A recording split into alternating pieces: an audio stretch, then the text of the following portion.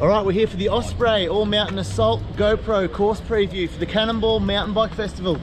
Let's get on the chair, get it on. We're at the start now for the Osprey All Mountain Assault. This top section, it's quite fast, pretty fluid. A lot of smaller hits.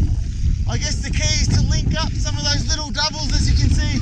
Basically, you just want to keep your momentum, keep your speed through these flatter sections that traverse across the hill.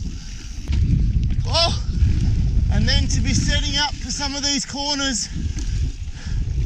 Oh, a little bit of silt in the turns, expecting some great trail conditions. So you really want to get on the gas in these traverses. Nice fluid flowy section here. You're going to be feeling it by now, pedaling some of those traverses. And that's pretty much stage one, done and dusted for the Osprey All Mountain Assault here at Cannonball.